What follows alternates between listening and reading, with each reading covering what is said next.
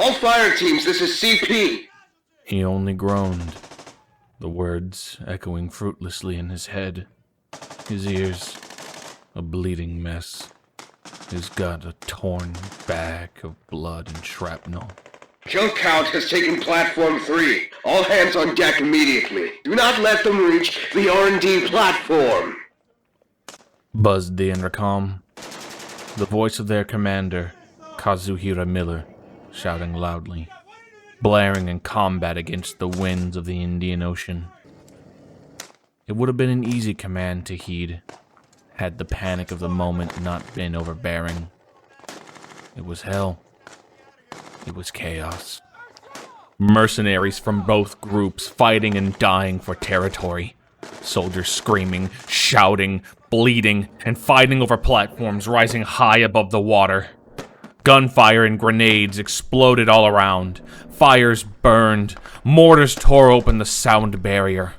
A helicopter piloted by callsign Queequeg flew overhead, strafing the lost platforms with machine gun fire. All the while he watched, behind enemy lines, bleeding and lost. The nuances of war destroying everything he held dear. Diamond Dogs, his family, were defending their beloved home, their mother base, from the rivals' kill count. They were fighting and dying for each other, and would do anything to push their rivals back into the ocean. Kill count. Money-hungry, CEO-backed demons who care for nothing of the lives of their men and anyone caught in the crossfire. They executed civilian personnel, doctors, quartermasters, engineers, and gave no quarter to the wounded. He was only lucky they haven't found him yet. They were a stain on the names of private military forces everywhere. No ethics, no morals. All that ever mattered was money, and how they wanted more. They wanted Mother Base. But the Diamond Dogs weren't going to give in so easy. 2 platforms had already been lost. The staff of Mother Base either fleeing to further platforms or fighting to the bitter end. Kill count were not ones to show mercy. Platforms 4 and 3 of the R&D teams have been lost. Diamond Dogs having been attacked in the dead of night when most of the men were asleep. They were taken completely unaware and had been initially provided no resistance. But alarms soon blared, voices roared, fires blazed, and guns sounded away. It was total war. The attack was so sudden that some of the Diamond Dog Mercenaries were still in their underwear, fighting in the open with nothing but carbines and pistols, while the entry of Mother Base awoke from their still night.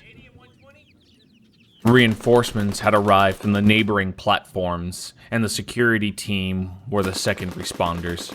The combat unit had already been dispatched, and more were coming in from their platform. The medical team dispatched doctors and medics to the front lines to aid the wounded and carry away the dying. The support unit dispatched helicopters and supplies to the embattled forces on the R&D team, doing their best to help their brothers in fate. And finally, the intel team doing their best to get Big Boss home so he could lead the assault in retaking their commandeered platforms. He was the only one who could do it, for he was their leader. He was the one each Diamond Dog looked up to. He was a hero and a legend to each mercenary, and a role model for every Diamond Dog. But he was gone, away on a mission to rescue a British captive held by another rival, the Contract Forces of Africa. Without him, morale was already hitting an all-time low. Death and flames awaited all who arrived at the front. Kill count snipers having been targeting the doctors and medics with extreme prejudice. A new recruit going by the code name Emerald Hound had tried to rally everyone, grabbing a riot shield from a fallen comrade. She was a young, green-haired soldier, often recognized by the unique tattoo on her face, the logo of a foxhound, a decal of a fierce fox with a combat knife held firmly in its mouth.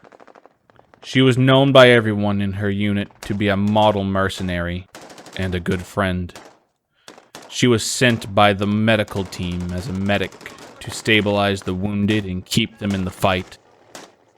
But she was appalled by the progress Kill Count was making, and had wanted to lead the counterattack herself. On me! On me!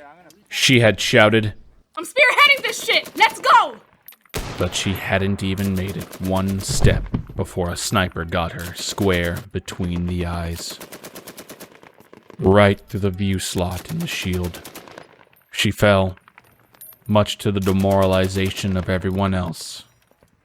Ocelot was at the command platform, organizing a retaliation effort alongside Miller while keeping Big Boss up to date on the situation while he was being vectored home. He had no idea how bad the situation truly was. But despite everything, none of it could be worse for one mercenary. Queequeg is in hot. Find cover. The radio buzzed, their support helicopter returning for another strafing run on the enemy combatants. The mercenary watched, vision bloodied and distant, as the helicopter tore through the air above them. A hellfire fury that the Diamond Dogs were gleeful to give. Target acquired. In hot. The pilot shouted. A thunderous escapade of thunderous sounds and blinding explosions accompanied by the words, and the helicopter flew away again, readying for another strafe. But the mercenary couldn't care less, for he had bigger problems than friendly fire. He was trapped. The enemy surrounding him unknowingly and left him behind by his comrades in an attempt to regroup on Platform 2. He was shot in the gut, one of the initial casualties when the gunfire started in its fullness. He was on patrol, a late-night guard wandering the outer platforms belonging to the R&D team. A suppressed weapon had been used, for he heard no gunfire, just a quick, painful blur of a moment followed by the stunning impact of his own collapse. The mercenary was codenamed Raging Capybara, a newish member of the Diamond Dogs, having been rescued in the field by their boss and his idol, Big Boss. It all happened so fast. A Soviet scorched earth campaign, the execution of his brother, and his imprisonment for suspected cooperation with the Hamid rebels, an Afghan resistance group. Then, pending his own execution, he was rescued by a man with a horn and an eye patch. Big Boss. He had knocked out the guards and looked at the soon-to-be mercenary, either out of pity or surprise. The Big Boss barely betrayed any emotion. He begged in Pashto for Big Boss to help him, as he had firmly believed at the time he was a member of the Hamid, or perhaps their CIA allies. Big Boss almost left him, speaking to an earpiece in English, a language that was completely alien to him at the time, stating, Kaz, we've got a prisoner here. and that, The tanks will reach the front any moment. What do you think? He got intel? before deciding so, he was placed on a helicopter bound for Mother Base, and it was thus he was able to begin a new life in Diamond Dogs.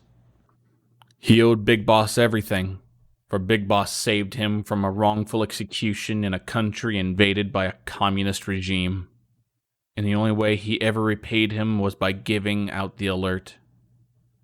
He had survived being shot, and through great agony in the quiet of the night, managed to speak to the radio that they were under attack. CB. CB. He had managed to groan into the radio. At the time, he had no idea the fate of his nearby friends and comrades. But with the firefight ensuing in a brutal fullness, there remained no doubt in his mind. I've been Wrong shot. No. No shots hard. R&D platform 3. We're under attack. And now here he was, bleeding out, forgotten by CP as the invasion took their attention completely, behind enemy lines. His only meek way to repay the man he idolized being a pained call-out for danger. He had wanted so much more, and if anything, this wasn't the way he expected to go out. He was no fool. He was bleeding more than he could stop. The round was still lodged in his chest, and any movement he offered only sent tremors of misery through him. He knew the medics could not arrive in time, and he would bleed out long before the platform would be retaken. Diamond Dogs was his only family left, the Soviets having exterminated all he held dear back in Afghanistan. He would die to see his last remaining shred of hope survive another night. Despite this, in his mind, being a lowly way to repay the man who saved him, he had resigned himself to the idea that he had done his duty. How many more of his friends and family would have died silently in the night otherwise? Had he allowed his pain to overcome him, would Mother Base have fallen already to the silent invasion? Would his brothers in fate have had their throats slit while in bed? Quite possibly. And even as he writhed and bled and groaned, he maintained a smile that only the accomplished would offer. Through his actions, he had halted kill count's advance. He froze, hearing the swift approach of another, and when they laid eyes on each other, they froze. Only a surprised stare lingered between them, and Capybara scrambled to his pistol. Even with pain flaring like madness within him, he had managed to land it on his adversary with a single tremor, and the other leveled their rifle in turn. And in the static of the chaos, no one noticed the small standoff. 2 mercs, 2 opposing sides. The question only remained: who shot first? No one would know, for both men would die that blazing night. Capybara's last thoughts being, Diamond Dogs for the